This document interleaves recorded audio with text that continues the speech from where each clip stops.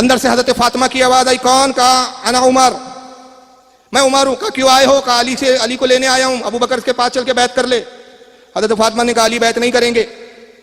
कहा बैत करना पड़ेगा, नहीं करेंगे और दरवाजा खोलो। कहा हम दरवाजा भी नहीं खोलेंगे। कहा दरवाजा नहीं खोलोगे, मैं दरवाजा तोड़ दूंगा। हमारे बाप अली ने ऐसी जिंदगी गुजारी कि अगर पूरी दुनिया ना हक पर हो, पूरी दुनिया, और तन्हा अली हो हक पर, और जब तक अली के हाथ में तलवार है, पूरी दुनिया के इन दुश्मनों से अली घबराने वाला नहीं।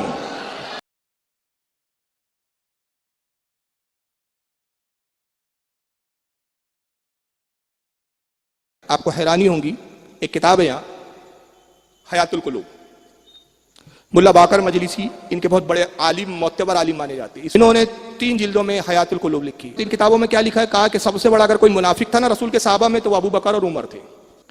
फिर कहते हैं कि साहब अबू बकर का एक और बहुत बड़ा जुर्म था। हमने कहा क्या जुर्म था, बताओ। तो बड़ी बड़ी किताबें उन्होंने लिखी। शेख मुफीद, इनके अल्लामा बहुत बड़े शेख मुफीद साहब ने अमाली सफ़ा नंबर 150-49। अहमद बिन इसाक, इनके बहुत बड़े अल्लामा, उन्होंने तारीख याकूबी लिखी, जिल्द नंबर 2 सफ़ा 116। इब्न अब्द रब्बी अब्दुल फरीद, जिल्द 4 सफ़ा 459। तबरसी के एक बहुत बड़े अल्लामा है, उन्होंने लिखा अल एहतिजाज किताब लिखी। मिर्जा मोहम्मद तकी साहब, इनके बहुत बड़े ये आलिम है, इनके आज के मौलानाओं की किताबों के हवाले नहीं दे रहा हूं, जो इनकी अथॉरिटी है, जो इनके असास है इस फिरके की। मिर्जा मोहम्मद तकी साहब तारीख नासिक तवारीख में लिखते हैं कि अबू बकर जब खलीफा बन गए, अली ने बैत नहीं की। और हमारे अहले सुन्नत की किताबों में कहते हैं कि अली ने कुछ रोज बैत इस गरज से नहीं की कि उन्होंने कहा जब खिलाफत का मशवरा हो रहा था तो मुझे शामिल क्यों नहीं किया गया। इस बात पे नाराज थे। बाद में उन्होंने बैत कर ली, जब नाराजगी दूर कर दी अबू बकर ने, वो भी हजरत अबू बकर सिद्दीक की बैत पर राजी हो गए। सिर्फ राजी नहीं हुए, बल्कि क्या फरमाया, हदीस में आता है, रिवायतों में आता है, उन्होंने कहा कि मैंने देखा कि रसूलुल्लाह ने अपने मर्जुल मौत में, बीमारी के अय्याम में 17 वक्त की नमाजों के लिए अबू बकर को इमाम बनाया। तो मैंने कहा अली तुझे सेवा नहीं कि अबू बकर की मुखालिफत करे, नमाज दीन का रुकन है, दीन का सुतून है। जब नबी ने अबू बकर को दीन का इमाम बना दिया तो क्या मैं सियासत और हुकूमत में इमाम ना मान लूं? मैंने अबू बकर की इमामत पर इत्तेफाक कर लिया। लेकिन शिया कहते नहीं नहीं नहीं, बैत नहीं की साहब। और जो बैत की भी ना उन्होंने खुशी से नहीं की, बड़ी मजबूरी में की। हमने कहा क्या मजबूरी में की, जरा बताइए। कहा हुआ ये क्या हजरत उमर आए, अबू बकर, ये किताबों के मैं हवाले दे चुका हूं, इन किताबों में मौजूद है किस्से वाकयात। तो कहा कि अबू बकर के बाद उमर आए, कहा कि अबू बकर क्या उमर अली ने बैत की? कहा नहीं अली ने बैत नहीं की। अली का बैत करना बहुत जरूरी है, मुझे डर है कि अली बैत ना करे तो सारे कुरैश उसके साथ खड़े हो जाएंगे, और एक बार कुरैश खड़े हो गए उसके साथ तो सारा अरब उसका साथ देगा, फिर तुम्हारी खिलाफत खतरे में पड़ जाएंगी। तो कहा अली तो बहादुर है, उनको कौन मजबूर कर सकता है। कहा अपना गुलाम कनफद मुझे दे दो। कनफद नाम का एक गुलाम था अबू बकर का। उमर ने गुलाम को लिया, ले गए, साथ में 1-2 को ले गए। दरवाजा खटखटाया हजरत अली का। अंदर से हजरत फातिमा की आवाज आई, कौन? कहा अना उमर, मैं उमर हूं। कहा क्यों आए हो? कहा अली को लेने आया हूं, अबू बकर के पास चल के बैत कर ले। हजरत फातिमा ने कहा अली बैत नहीं करेंगे। कहा बैत करना पड़ेगा, नहीं करेंगे और दरवाजा खोलो। कहा हम दरवाजा भी नहीं खोलेंगे। कहा दरवाजा नहीं खोलोगे, मैं दरवाजा तोड़ दूंगा। दरवाजा तोड़ दो। ये किरदार उमर बताया जा रहा है। जरा तस्वुर करो यार, ऐसा हो सकता है? तारीख की कितने घटिया वाकयात गढ़े गए हैं यार।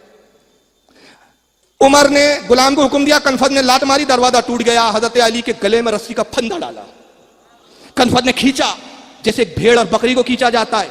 अली ने कहा कि तुम्हें शर्म नहीं आती, रसूल को आंखें बंद किए हुए अभी 2 रोज 3 रोज ही हुए हैं और मेरे साथ तुम ये सुलूक कर रहे हो। मैं नबी का भाई भी हूं, दामाद भी हूं। कहना ही नहीं, बैत करनी पड़ेगी। फातिमा बीच में आ गई। हजरत उमर ने फातिमा को धक्का दिया, फातिमा गिरी, रीढ़ की हड्डी टूट गई।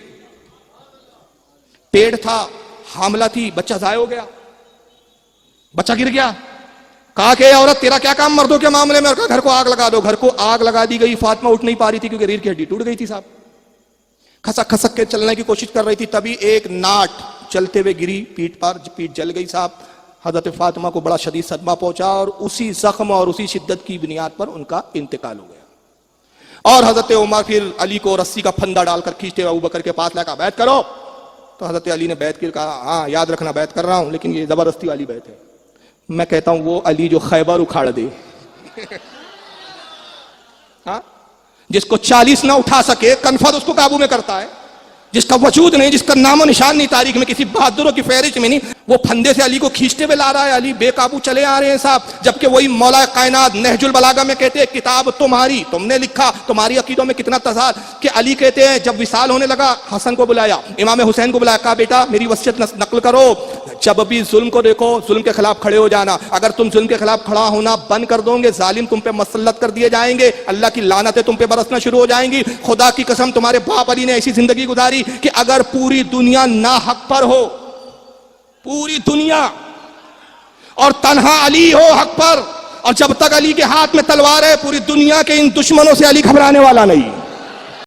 वो है अली की शुजाअत, कनफत काबू में कर रहा है। तो अब देखो अली तो मजबूर थे, बीवी का बदला भी नहीं लिया। हजरत फातिमा का उसी वजह से इंतकाल हो गया। आज तक बेचारे वो तारीख मनाते हैं हजरत फातिमा की विसाल की और रोते उमर के नाम से।